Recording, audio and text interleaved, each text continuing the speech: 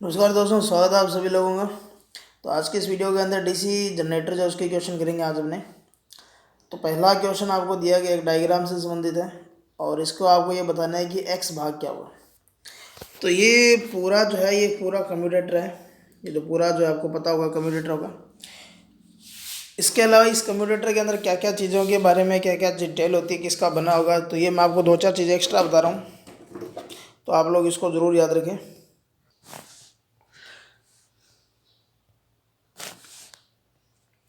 तो यहाँ सबसे पहले अपने बात करते हैं कि कम्यूटेटर बना किसका होगा। तो कम्यूटेटर जो बना होता है कठोर कृषि तांबा, यानी कि तांबे को कठोर किया जाता है, जिसको आप लोग बोलेंगे हार्ड ड्रॉन कॉपर। दूसरी बात याद रखेंगे कि तांबा जो होगा कम्यूटेटर जो होगा काम क्या करेगा। तो कम्यूटेटर काम क्या करता है, एसी जो होता है वोल्टेज होगी, एसी वोल्टेज को चेंज करेगा, करंट नहीं करेगा। ये बात आप लोग याद रखें कि एसी वोल्टेज होगा उसको किस में चेंज करेगा, डीसी वोल्टेज के अंदर। एसी को डीसी में काम कर रहा है तो इसलिए ये किसकी तरह काम करेगा, रेक्टिफायर, और इसको बोला जाता है मैकेनिकल रेक्टिफायर। तो ये भी आप लोग याद रखें कि इसका नाम क्या है, तो मैकेनिकल रेक्टिफायर होगा, यानी कि यांत्रिक दिष्टकारी होगा।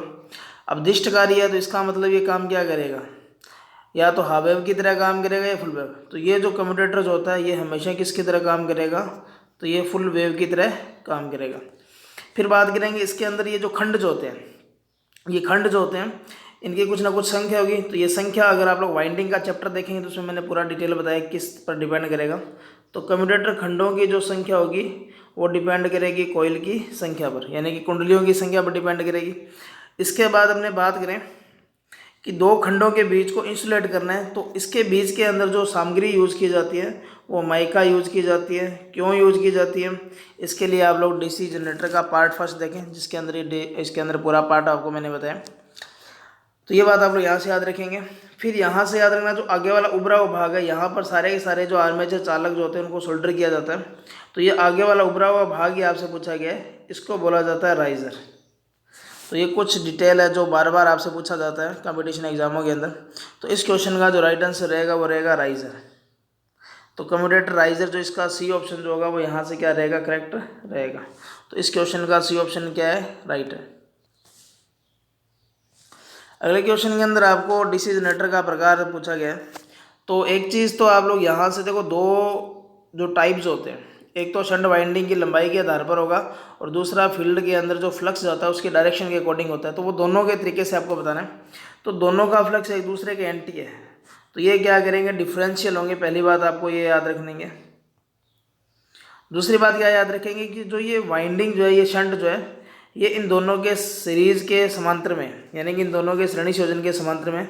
तो यहाँ ये जो वाइंडिंग जो होगी, शंट जो होगी, ये लंबी होगी, तो इसको बोलेंगे आप लोग लॉन्ग शंट कंपाउंड, और डिफरेंशियल होगा। तो इस क्वेश्चन का जो पहला ही ऑप्शन है वही आपका क्या, राइट है। और बाकी चार ऑप्शन अगर आप लोग देखोगे तो इसी तरीके से आपको दिए गए, डिफरेंशियल, क्यूमुलेटिव, लॉन्ग और शॉर्ट। तो इस क्वेश्चन का जो राइट आंसर रहेगा वो क्या रहेगा, ए रहेगा। अगला है कि डीसी जनरेटर में प्रेरित ईएमएफ की दिशा ज्ञात करनी है। तो ये आपने मैग्नेट में भी पढ़ा होगा। तो इसका जो राइट आंसर होगा, फ्लेमिंग का जो होगा वो राइट हैंड रूल होगा। तो ये चारों का मैं बता देता हूँ। कोर्स्क्रू का नियम चुंबकीय क्षेत्र की दिशा ज्ञात करने के लिए किया जाता है, चुंबकीय क्षेत्र को। राइट हैंड का भी ये सेम ही ज्ञात करने के लिए किया जाता है। ये घूर्णन दिशा या चालक पर लगने वाला बल की ज्ञात की जाती है। और जो फ्लेमिंग का जो राइट हैंड रूल होगा वो काम क्या करेगा, प्रेरित ईएमएफ की डायरेक्शन बताएगा आपको। तो इस क्वेश्चन का जो राइट आंसर था वो डी ऑप्शन था। तो डी इसका क्या रहेगा, करेक्ट आंसर रहेगा। अगला क्वेश्चन आपको डीसी जनरेटर के अंदर ईएमएफ की समीकरण पूछा गया है। तो ईएमएफ की समीकरण मैंने आपको बताया था, तीन से चार तरीके से आप लोग क्या कर सकते हो, प्रदर्शित कर सकते हो। तो ईबी जो होगा, तो जनरेटर जब डीसी मोटर लेंगे तो इसको ईबी लिखेंगे। तो ई जो होगा 5ZNP अपन में क्या होगा, 60 होगा। अगर ये वाइंडिंग होती लेप वाइंडिंग के अंदर आपको पता है ए बराबर पी होगा। तो इसका जो समीकरण बनेगा वो बनेगा 5ZN अपन में क्या बनेगा, 60 बनेगा। अगर ये वाइंडिंग क्या होती, वेव, तो आप लोग ए बराबर क्या लेते, 2। तो आप लोग काम क्या करते, ई बराबर 5ZNP बटा में ए की जगह रखेंगे 2, तो क्या बन जाएगा 120। तो इस तरीके से भी आपको याद रखना है कि कई बार लेप या वेव अगर वो वाइंडिंग का प्रकार देता है तो आपको इस तरीके से भी क्वेश्चन को हल करना आना चाहिए। तो इस क्वेश्चन का जो राइट आंसर रहेगा वो देखो कौन सा रहेगा, 5Zn/P/60 है। तो डी ऑप्शन जो होगा वो क्या रहेगा, यहाँ से करेक्ट रहेगा। अगला डीसी जनरेटर के अंदर ईएमएफ को ज्ञात करने का फार्मूला आपसे पूछा गया है, डीसी मोटर के अंदर है। तो देखो डीसी मोटर के अंदर देखे, जैसे ये मान लेते हैं अपने पास डीसी मोटर है कोई भी, ठीक है, सीरीज मान लेते हैं इसको। तो इस तरीके से अब यहाँ जो वोल्टेज दे रहे हो ये सप्लाई वोल्टेज हो जाएगी, और ये सप्लाई वोल्टेज देखो किन किन टुकड़ों में काम करेगी। एक तो इसके अंदर बैक ईएमएफ बढ़ाएंगे उसके अंदर, दूसरा आर्मेचर का ड्रॉप दिया है ओनली, तो आप लोग आर्मेचर का ही लेंगे। अब आपको ईबी का मान चाहिए तो इस IA/RA को इधर लेकर के जाएंगे, तो ईबी बराबर जो होगा आपका वो V - IA/RA होगा। तो इसका मतलब इस क्वेश्चन का जो राइट आंसर होगा वो देखो कौन सा होगा, तो सी ऑप्शन इसका क्या रहेगा, आपका करेक्ट रहेगा।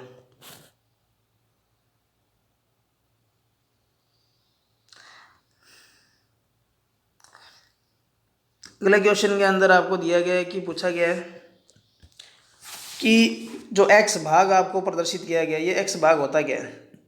तो देखो आप लोग डीसी जनरेटर की वीडियो देखें, उसमें मैंने इसके बारे में पूरा डिटेल बताया है कि पोल शू कौन सी होगी, पोल कोर कौन सी होगी, बना किसका होगा, लेमिनेशन क्यों करेंगे, और इसकी ये जो शेप जो होती है इस तरीके से क्यों ली जाती है, ठीक है। तो ये जो होता है आपका पोल शू होता है ये। तो यहाँ इस क्वेश्चन का जो राइट आंसर रहेगा वो क्या रहेगा, डी। और इसके ऊपर जो आपने कोयल लपेटी है पोल कोयल है, और इसके अलावा ये जो भाग जो पीछे वाला जो भाग है तो इसको पोल कोर कहा जाता है। अगले क्वेश्चन के अंदर आपको डीसी जनरेटर का प्रकार बताना है, तो इसका आप लोग डायग्राम देखें क्या दिया गया है, कौन सा डायग्राम दिया गया है। तो ये आपको डायग्राम दिया गया है, तो इसके अंदर अगर आप लोग देखेंगे तो ये आर्मेचर वाइंडिंग है और ये फील्ड वाइंडिंग अलग से इसको क्या कर दिया, जोड़ दिया डीसी स्रोत से। और यहाँ ये फ्यूज़ वगैरह लगाए गए हैं, ये पोटेंशियोमीटर है जो करंट को कंट्रोल करेगा।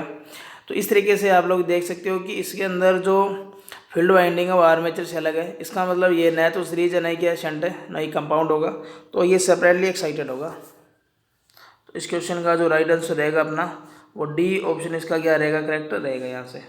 तो इस क्वेश्चन का जो राइट आंसर रहेगा वो डी होगा। अगला क्वेश्चन है कि डीसी जनरेटर जो होता है वो किस ऊर्जा को विद्युत ऊर्जा में चेंज करता है। तो देखो आप लोग काम क्या करोगे, डीसी जनरेटर को किसी भी प्राइम मूवर की सहायता से क्या करते हो, घुमाते हो। तो या तो आप लोग काम क्या करते हो, देखो इसके प्राइम मूवर बहुत सारे हो सकते हैं। लेबों के अंदर ज़्यादातर मोटरों का यूज़ किया जाता है, और जो उत्पादन केंद्र जो होते हैं जहाँ एसी जनरेटर का यूज़ किया जाता है वहाँ टरबाइन का यूज़ किया जाता है। इसके अलावा डीजल इंजन जनरेटर भी होते हैं। तो इनको आप लोग घुमा रहे हो, तो घुमाना जो होता है वो कौन सा काम होता है, मैकेनिकल होगा। तो इस क्वेश्चन का जो राइट आंसर रहेगा वो मैकेनिकल रहेगा। इसके अलावा अगर अपने बात करें तो जो डीसी मोटर जो होगी उसको आप लोग क्या करेंगे, सप्लाई देंगे, और फिर वो क्या करेगी, घूर्णन का काम करेगी। तो वो काम क्या करेगी, विद्युत ऊर्जा को यांत्रिक ऊर्जा में क्या करती है, चेंज करती है। तो 8 नंबर क्वेश्चन का जो राइट आंसर रहेगा वो डी रहेगा। 9 नंबर क्वेश्चन देखें। इस क्वेश्चन के अंदर ये जो तीर का निशान ऐसे है और इनका ऐसे है, इस तरीके से, मतलब एक के अंदर डायरेक्शन ऐसे है दूसरे के अंदर डायरेक्शन ऐसे है। तो इसका मतलब एक ही पोल कोर के ऊपर आपने काम क्या किया है, वाइंडिंग लपेटी है। तो अभी मैंने आपको बताया था कि ये जो भाग है ये पोल कोर होता है, ये जो भाग होता है ये शू होता है, और ये जो होता है पोल कुंडली होती है, यानी कि कॉइल होगी। तो इसके ऊपर एक ही पोल कोर पर आपने सीरीज भी कर दी और शंट भी कर दी, और दोनों का फ्लक्स अगर आप लोग देखेंगे तो एक दूसरे का एंटी है। तो एंटी होने का मतलब क्या होगा, अंतर होगा। तो ये डिफरेंशियल जनरेटर होगा, लेकिन लॉन्ग शंट होगा या शॉर्ट शंट होगा आप लोग यहाँ से नहीं बता सकते। तो इसका आंसर देखते हैं हमने। तो देखो यहाँ मैंने भी आपको बताया था, आप लोग लॉन्ग शंट होगा या शॉर्ट शंट ये आपको लोग यहाँ नहीं बता सकते। इसका मतलब इस क्वेश्चन का जो राइट आंसर रहेगा वो रहेगा अपना डिफरेंशियल। तो सी ऑप्शन इसका क्या रहेगा, राइट रहेगा। अगला जो 10 नंबर क्वेश्चन है उसमें आपको डीसी जनरेटर का कार्य सिद्धांत आपसे पूछा गया। तो पहला आपको दे रखा है कोर्स्क्रू, फिर दूसरा दे रखा है फ्लेमिंग का लेफ्ट हैंड रूल, तो ये दोनों ही नहीं होंगे यहाँ से। तो अगले जो सी नंबर ऑप्शन दे रखा है फ्लेमिंग का राइट हैंड रूल। तो राइट हैंड रूल आप ईएमएफ की दिशा को ज्ञात करने के लिए करते हो, लेकिन जो वर्किंग जो प्रिंसिपल जो होता है वो फैराडे का इलेक्ट्रोमैग्नेटिक इंडक्शन सिद्धांत है। तो डी ऑप्शन इसका क्या रहेगा, राइट रहेगा यहाँ से। अगला क्वेश्चन है कि गतिज रूप से जो ईएमएफ प्रेरित होता है उसका फार्मूला आपसे पूछा गया। तो इसका जो फार्मूला जो होता है, तो इसका जो फार्मूला जो है वो होता है VLV sine theta. V flux घनत्व हो गया, L जो होगा वो कोयल की लंबाई होगी, ये जो लंबाई जो होती है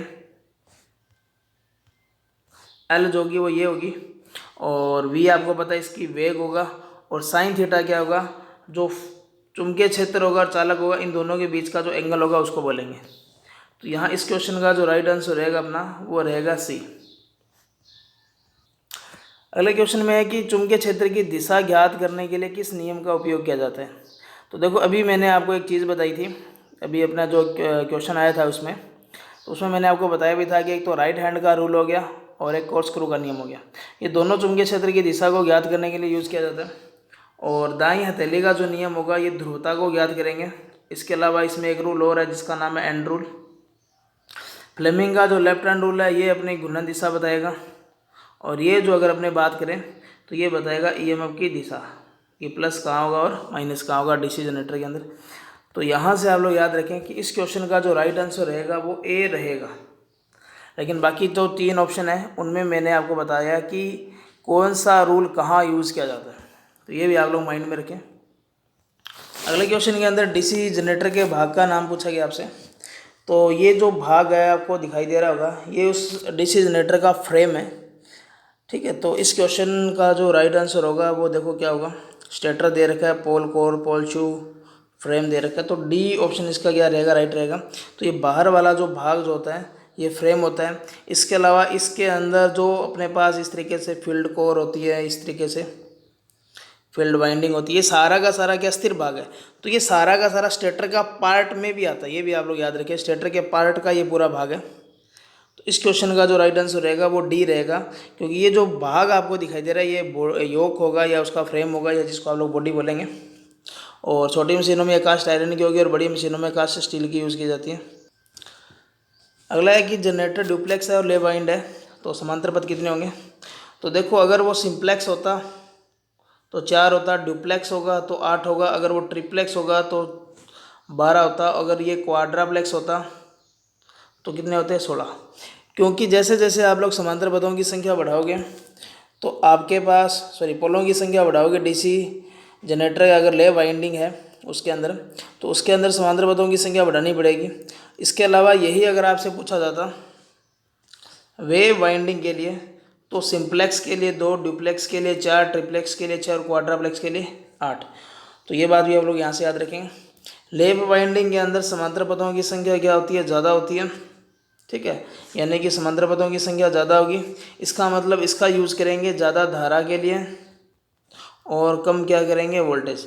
और वेव वाइंडिंग की अगर अपने बात करें तो इसका जस्ट विपरीत कर दोगे आप लोग, कि ज़्यादा तो वोल्टेज के लिए और ज़्यादा कम करंट के लिए। ये आपको डीसी जनरेटर का भाग पूछा गया है। तो ये आर्मेचर का पार्ट है, तो इसके 4 ऑप्शन देखते हैं क्या दिया गया है। तो पहला साइड एंड प्लेट, फिर पोल शू लेमिनेशन, फिर armature core lamination, commutator segment. तो आर्मेचर कोर लेमिनेशन होगा, क्योंकि ये सारा का सारा पार्ट है, ये आर्मेचर का ही है। तो इस क्वेश्चन का जो आपका राइट आंसर रहेगा वो आर्मेचर होगा कोर, और जिसके ऊपर आपने लेमिनेशन भी कर रखा है। अगला है कि इंटरपोल वाइंडिंग। देखो इंटरपोल वाइंडिंग जो होती है ये भी स्टेटर पर की जाती है, मेन पोलों के बीच में होती है, और इंटरपोलों की संख्या जो होती है वो मेन पोलों के समान ही होती है। ये स्पार्किंग को कम करने के लिए यूज़ किया जाता है, और इंटरपोल जैसे कम्यूटेशन होता है उसके अंदर जो स्पार्किंग होती है उसको दूर करने के लिए यूज़ करेंगे। इसके जो कनेक्शन गिरेंगे वो हमेशा आर्मेचर के क्या किए जाते हैं, सीरीज में किए जाते हैं। लेकिन इस वाइंडिंग को रखा कहाँ जाता है, जैसे इस तरीके से होगा, तो ये छोटे पोल जो होते हैं ना ये होते हैं, और ये अपना पास क्या होगा, इस तरीके से बीच में क्या होगा, रोटर होगा। तो यहाँ जो गैप होगा वो कम होगा, और जो इंटरपोल और आर्मेचर के बीच का जो वायु अंतराल होगा वो ज़्यादा होगा, ये भी आप लोग याद रखें। इसके अलावा ध्यान रखना जो डीसी जनरेटर जो होगा उसके अंदर जो आगे इंटरपोल की जो ध्रुवता जो होगी, यानी कि अगर ये एन पोल होगा तो आगे आने वाला पोल भी क्या होगा, एन होगा। तो आगे आने वाले पोल के समान होगा और पीछे वाले पोल के क्या होती है, विपरीत होगी। और डीसी मोटर की अगर अपने बात करें तो इसका जस्ट विपरीत कर दोगे आप लोग। अगला है कि एक सेल्फ एक्साइटेड अगर डीसी जनरेटर होगा तो उसमें अवशिष्ट चुंबकत्व की आवश्यकता क्या होती है, क्यों होती है। तो देखो शुरुआत के अंदर जो डीसी जनरेटर जो वोल्टेज बनाता है वो जो फील्ड कोर जो होती है, फील्ड पोल जो होते हैं, वहाँ उसके अंदर जो आपसी चुंबकत्व जो होता है उसकी वजह से क्या करता है, वो क्या करता है, चुंबकीय क्षेत्र का निर्माण करेगा, वोल्टेज का निर्माण करेगा। और ये जो वोल्टेज होती है ये 4 से 10 वोल्टेज तक होती है। तो इसका मतलब अवशिष्ट चुंबकत्व क्यों चाहिए, वोल्टेज को बनाए रखने के लिए। तो ए ऑप्शन इसका क्या रहेगा, करेक्ट रहेगा यहाँ से। अगला क्वेश्चन आपसे पूछा गया है कि डीसी मशीन में कौन से दो बिंदु है जहाँ से ब्रश संपर्क प्रतिरोध को मापा जाता है। तो देखो ब्रश संपर्क प्रतिरोध पहला दे रखा है कि जो दो ब्रश होते हैं उनके बीच का प्रतिरोध होगा, ये तो नहीं होगा। फिर दे रखा है ब्रश और कम्यूटेटर राइजर के बीच में होगा, तो राइजर पर तो जो आर्मेचर वाइंडिंग होती है वो शॉर्ट होती है। फिर दे रखा है ब्रश और कम्यूटेटर के बीच, तो संपर्क प्रतिरोध हमेशा क्या होगा, ब्रश और कम्यूटेटर के बीच का होता है। और ब्रश के ऊपर मैंने 8 से 9 बातें आपको बताई है कि ब्रश को बदलना कब चाहिए, घर्षण गुणांक कब होगा, कितना होता है, ब्रश कितना घिसने पर बदलना चाहिए। तो ये सारी डिटेल मैंने आपको उसमें दे रखी है, तो आप लोग वो वीडियो ज़रूर देखें। तो इस क्वेश्चन का जो राइट आंसर रहेगा कि संपर्क प्रतिरोध अगर अपने बात करें तो ब्रश और कम्यूटेटर दोनों के बीच का होगा।